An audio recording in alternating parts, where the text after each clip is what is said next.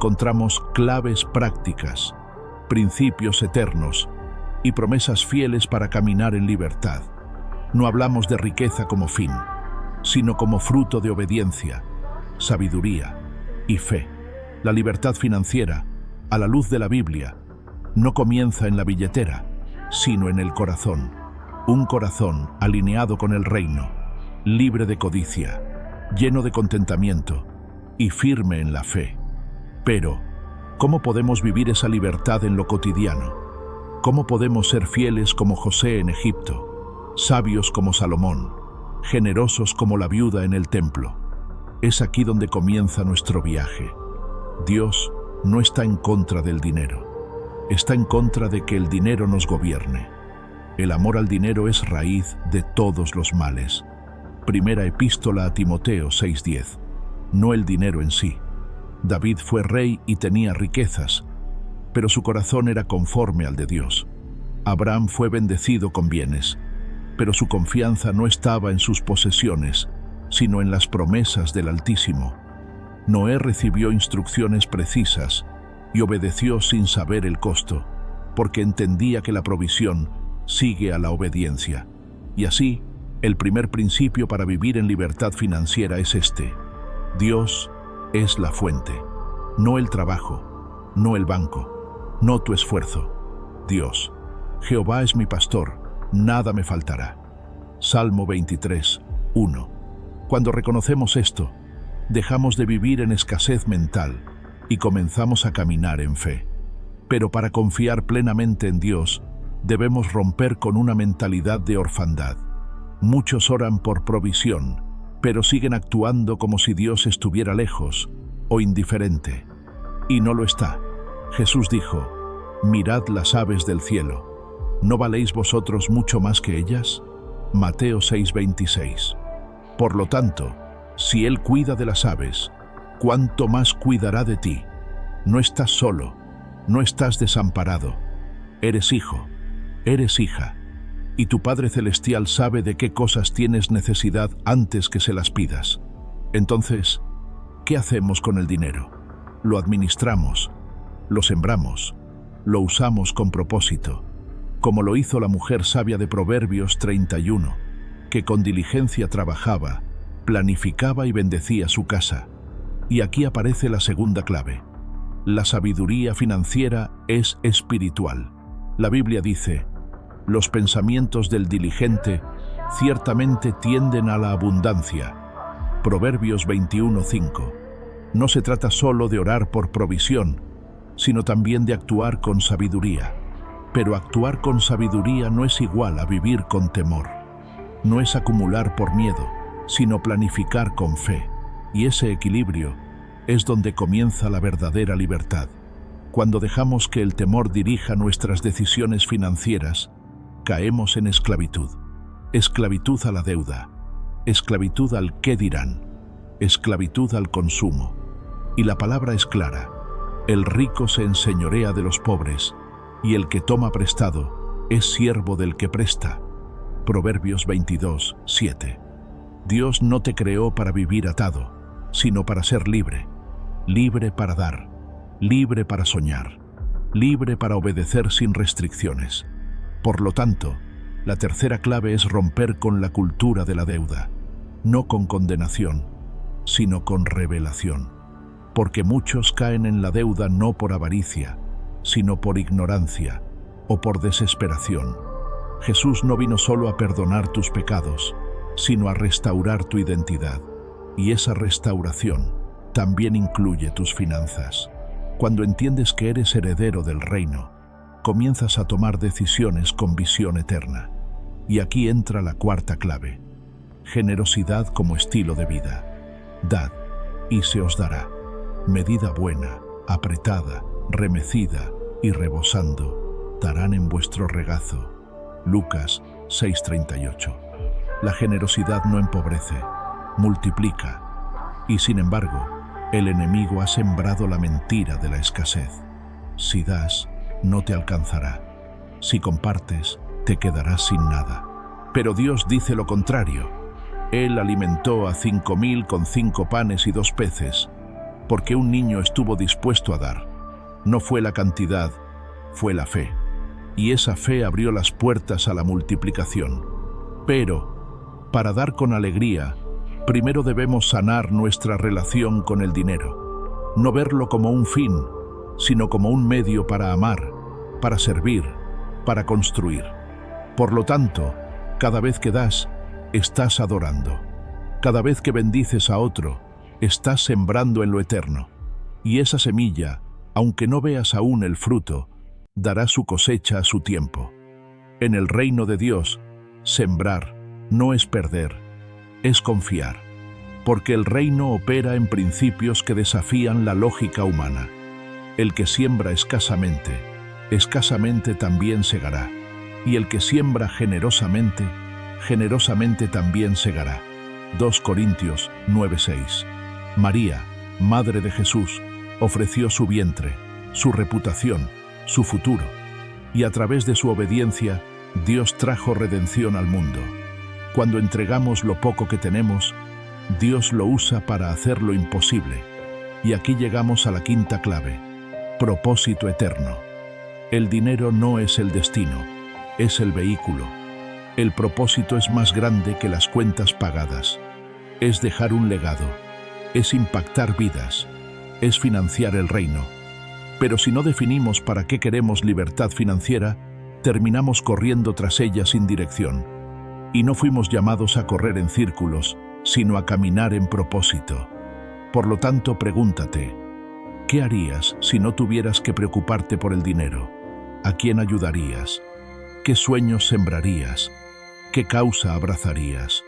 Porque cuando Dios te bendice, no es solo para ti, es para que seas un canal, como lo fue Abraham, y serás bendición. Génesis 12:2. Y eso nos lleva a la sexta clave: orden y diligencia. La Biblia dice: prepara tus labores fuera, y disponlas en tus campos, y después edifica tu casa. Proverbios 24:27. Dios honra el orden. No es espiritual el caos financiero. No es fe el descontrol. José, en Egipto, interpretó sueños, sí, pero también administró con sabiduría, almacenó en tiempos de abundancia y salvó naciones en tiempos de escasez. Y tú también puedes ser un José en tu generación, pero no se trata de hacerlo en tus fuerzas. Dios no espera perfección, espera obediencia, y en esa obediencia, Él añade lo que falta. La obediencia siempre abre puertas que el esfuerzo humano no puede forzar. Cuando das un paso en fe, aunque no veas el camino completo, Dios responde. Él no busca talentos extraordinarios, sino corazones dispuestos. Y esa es la séptima clave: obedecer en lo poco. Jesús dijo: el que es fiel en lo muy poco, también en lo más es fiel. Lucas 16:10. No esperes a tener mucho para ser generoso, para ordenar tus finanzas, para sembrar con propósito. Empieza hoy, con lo que tienes, con lo que eres. Pero muchos dicen: cuando gane más, entonces seré fiel. Y no se dan cuenta de que la fidelidad no comienza con la abundancia, sino con el carácter. Lo que haces con 100, lo harás con 1000. Lo que haces con 1000, lo harás con 10.000. Por lo tanto, la libertad financiera no es una meta distante, es una forma de vivir. Es confiar en Dios en cada gasto, en cada decisión, en cada siembra. Es rendirle a Él no solo el 10%, sino el 100% de tu corazón. David no esperó ser rey para honrar a Dios. Desde el campo, mientras cuidaba ovejas, adoraba, obedecía y confiaba. Y esa fidelidad silenciosa lo preparó para el trono. Y tú también estás siendo preparado. Cada vez que eliges no gastar en vano, cada vez que eliges ahorrar, ayudar, sembrar, estás alineando tu corazón con el reino. Pero no estás solo. Dios camina contigo. El Espíritu Santo te guía. La palabra es lámpara en tu camino. Por lo tanto, no temas al proceso. No te compares. No te condenes. Dios no está buscando perfección financiera, sino transformación espiritual. Y esa transformación comienza con una decisión. Una decisión puede cambiar tu historia. Una decisión puede romper cadenas generacionales de pobreza, escasez y temor. Una decisión puede abrir la puerta a una nueva forma de vivir, con propósito, con paz, con libertad. Como Moisés, que decidió dejar los tesoros de Egipto para abrazar la visión eterna. Como la viuda de Sarepta, que entregó su último pan y vio multiplicación en su casa. Como el joven Samuel, que aún sin entender todo, dijo: «Habla, Señor, que tu siervo escucha». Y esa es la octava clave: escuchar la voz de Dios. La verdadera libertad financiera no viene solo de aplicar principios, sino de caminar guiado por el Espíritu. Porque hay decisiones que no entenderás con la lógica, pero que en el reino tienen sentido eterno. Pero para escuchar, necesitas silencio interior. Necesitas apagar las voces del miedo, del consumo, del no alcanza, del no puedo, y encender la voz de la fe. Todo lo puedo en Cristo que me fortalece. Filipenses 4:13. Por lo tanto, pregúntale al Señor: ¿dónde debo sembrar? ¿Qué debo ajustar? ¿Qué debo soltar? Porque Él no solo es proveedor, es también maestro. Y si estás dispuesto a aprender, Él te enseñará. Te mostrará caminos nuevos. Te dará ideas, conexiones, oportunidades. No es casualidad que estés escuchando este mensaje. Dios te está hablando. Está despertando algo en ti. Está recordándote que no fuiste creado para vivir limitado, sino para vivir en su plenitud. Pero no se trata de prosperidad vacía. Se trata de ser lleno de su propósito, de su paz, de su verdad. Por lo tanto, si hoy decides alinear tus finanzas con el reino, no solo tu bolsillo cambiará, tu mente, tu corazón, tu legado, todo será transformado. Transformar tu vida financiera a la luz de la palabra no es un evento, es un camino de fe, de obediencia, de pequeños pasos con grandes impactos. No importa cuánto tengas hoy, sino a quién estás confiando tu mañana. Así como Josué cruzó el Jordán llevando el arca delante, tú también puedes avanzar, llevando la presencia de Dios como guía. Él no te llama a caminar solo, sino acompañado por su voz, su gracia y su provisión. Y aquí está la última clave: confianza diaria. El pan nuestro de cada día, dánoslo hoy. Mateo 6:11. No necesitas tener el control del futuro, solo la fe para vivir el presente con propósito. Pero muchos se paralizan esperando el momento perfecto para actuar, y olvidan que el momento perfecto es ahora. El reino de Dios se manifiesta en lo cotidiano, en cómo gastas, en cómo ahorras, en cómo sirves. Por lo tanto, empieza donde estás. Haz un presupuesto con sabiduría. Paga tus deudas con orden. Da con generosidad. Vive con propósito. Y sobre todo, hazlo todo como para el Señor. Colosenses 3:23. Como María, di: hágase conmigo conforme a tu palabra. Como David, declara: Jehová es mi pastor. Como Pablo proclama: he aprendido a contentarme cualquiera que sea mi situación. La libertad financiera no es una meta económica, es un estado espiritual. Es saber que, tengas mucho o poco, tú estás en las manos de tu Padre, y en sus manos todo es suficiente. Pero el mundo te dirá lo contrario. Te hablará de escasez, de urgencia, de miedo. Y tú, con la palabra en tu corazón, podrás responder con fe: mi Dios, pues, suplirá todo lo que me falta conforme a sus riquezas en gloria. Filipenses 4:19. Ahora que conoces estas claves, la pregunta es: ¿qué vas a hacer con lo que has recibido? Porque escuchar sin aplicar es como edificar sobre la arena.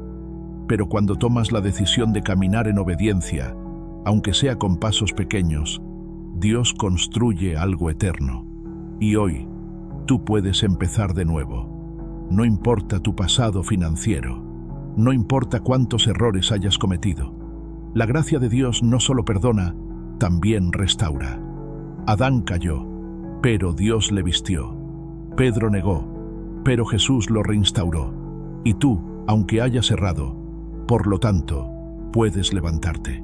Así que toma un momento y haz una pausa. Ora, pide sabiduría, pide dirección, pide un nuevo corazón, uno que no tema al futuro, sino que confíe plenamente en el Padre. Y ahora, te invito a actuar. Deja en los comentarios, ¿qué verdad de este mensaje tocó tu corazón? ¿Cuál de estas claves sientes que Dios te está pidiendo aplicar hoy? Comparte este video con alguien que necesita esperanza financiera y dirección espiritual. Tal vez tú seas la respuesta a la oración de otro. Suscríbete y activa las notificaciones para seguir recibiendo contenido que edifica, inspira y transforma. Y sobre todo, vuelve a la palabra. Lee los versículos, medítalos, escríbelos en tu corazón, porque el cielo y la tierra pasarán, pero su palabra no pasará. Tú no estás solo. Hay un propósito sobre tu vida. Y si caminas con Dios, aún en las finanzas, verás su gloria. Ahora es tu momento. Vive con propósito. Administra con sabiduría. Y confía, porque en Cristo tú ya tienes todo lo que necesitas para vivir en libertad. Amén.